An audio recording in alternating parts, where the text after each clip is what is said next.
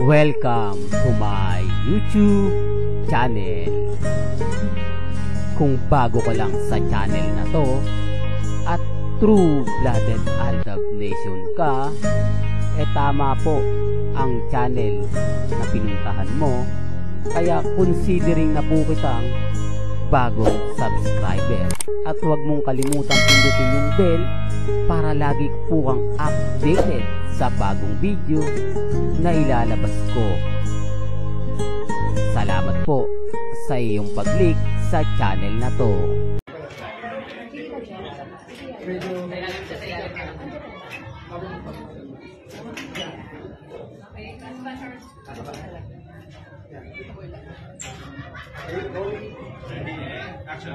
Mga ka-Cebuana, be the next Cebuana Amazing ang live winner. Abangan ang susunod na branch rate namin dahil every 24th of the month susugod kami sa mga Cebuana branches near you. Maging ka-Cebuana para Cebuana Amazing ang live!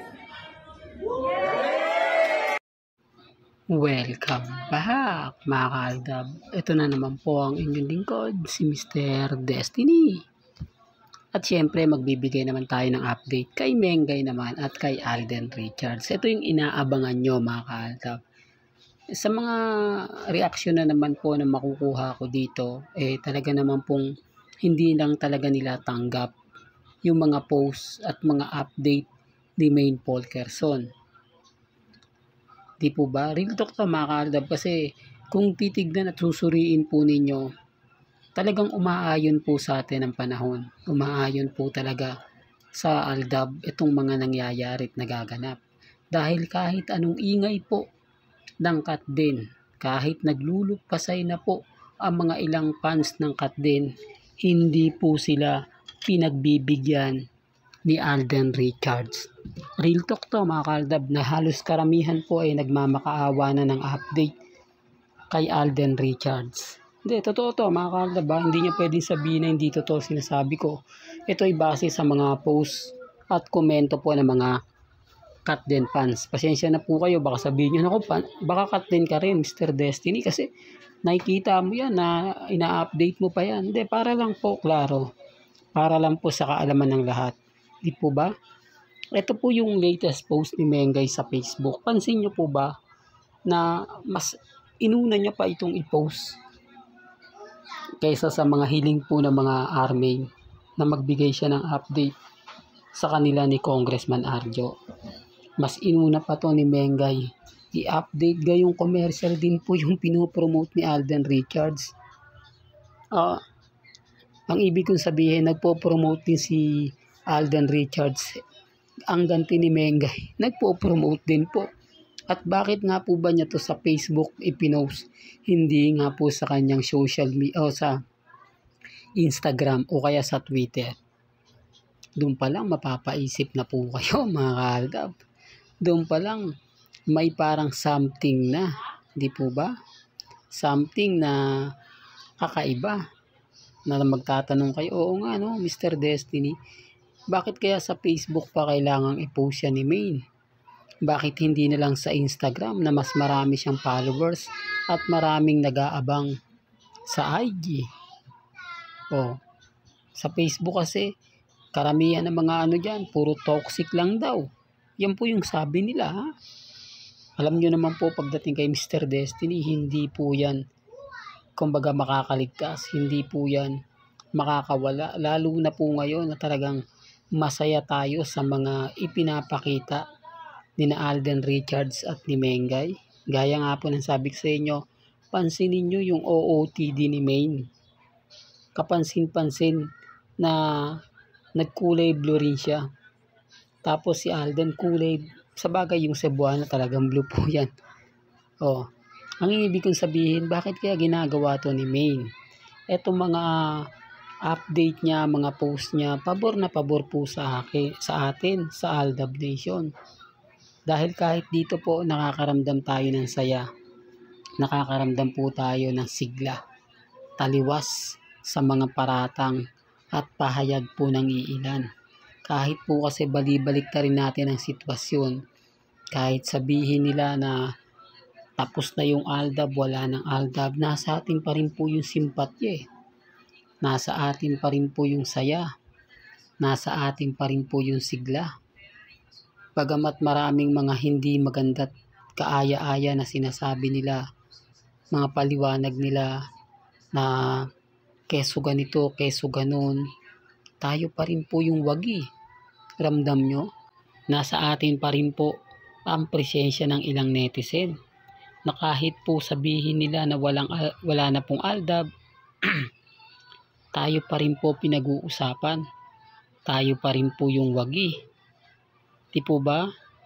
Pinapaliwanag ko lang po mga ka-Aldab na si Mengay din po yung tumutulong sa atin. Pinapaliwanag ko rin po mga ka-Aldab na may mga bagay-bagay po na talagang tahimik lang ang real life couple. Kung gaano po katahimik ni Alden sa mga army, sa mga Katden fans, ganun din naman po si Mengay. Hindi niya ganong binibigyan ng effort ang mga Katden fans. Totoo naman eh. Nagagalit lang po sa akin yung army. Dahil hindi naman po talaga sila sa totoo lang po, wala po talagang army.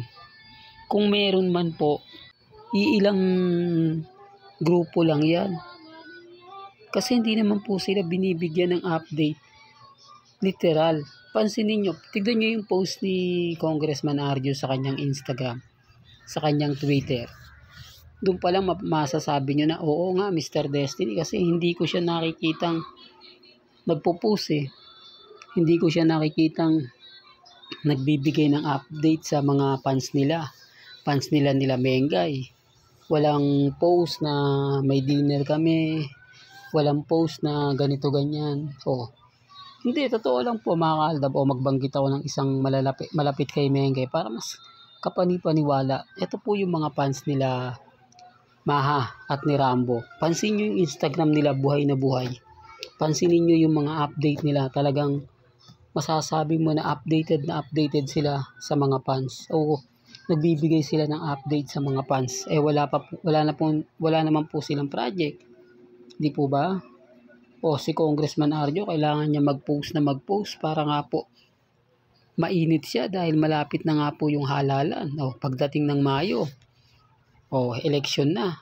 Ang ibig kong sabihin, syempre, pagdating ng mga April o March, kanya-kanya ng yan.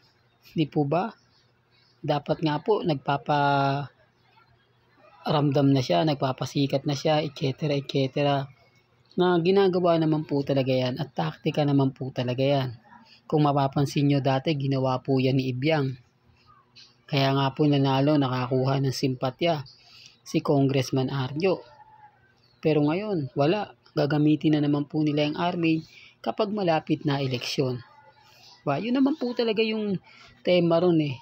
Gagamitin po si Maine sa mga mami, sa mga tita, sa mga senyor. May mga issue na naman po nalalabas niya. Normal lang po yun. Kasi isang beses lang yan. After 3 years. Kung matatalo si Congressman Arjo, wala na. Tapos na talaga yung sarswela rito. Mabigat pa po yung makakalaban niya sa Quezon City. Walang talo. Yan po ay si Bingbong Crisologo. Hindi na po tatakbo si Onyx Crisologo, ang kanyang anak. Dahil tinalo nga po ni Congressman Arjo. Ang papalit nga po bilang congressman ng District 1 ng Quezon City si Bingbong Crisologo. Siyempre magandang labanan yan dahil lahat naman po ng mga project at marami na pong naibigay. At masasabi natin na kilala na si Bingbong Crisologo sa pagbigay ng tulong, lalo na nga po sa mga tao dyan sa District 1. Hindi ko to pinopromote na maaga. Binibigyan ko lang po kayo ng idea kung bakit po matatalo o sabihin na natin na hindi mananalo si Congressman Arjo kay Bingbong Crisologo. Sinasabi ko lang to para lang klaro Binibigyan ko lang po kayo ng konting update.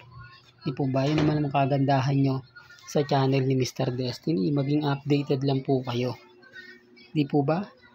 Hanggang dito na lang po ang ating latest updates. Kaya kung gusto nyo pa po ng pinaka-latest at sariwang update, abay tumutok lang po kayo dito po sa channel ni Mr. Destiny para updated po kayo sa mga bago at sa mga latest po na i-upload po natin. maya-maya lang. Kaya kung bago ka lang sa channel na to at isa kang true-blooded Aldab Nation na nagmamahal kila Mengay at Isoy, tama po ang channel na pinuntahan mo, kaya consider na po kitang bagong subscriber. At huwag mong kalimutang i-share ang mga video po natin sa mga mami, sa mga titas, at sa mga senyor. Hanggang sa muli, salamat po sa panonood at pakikinig.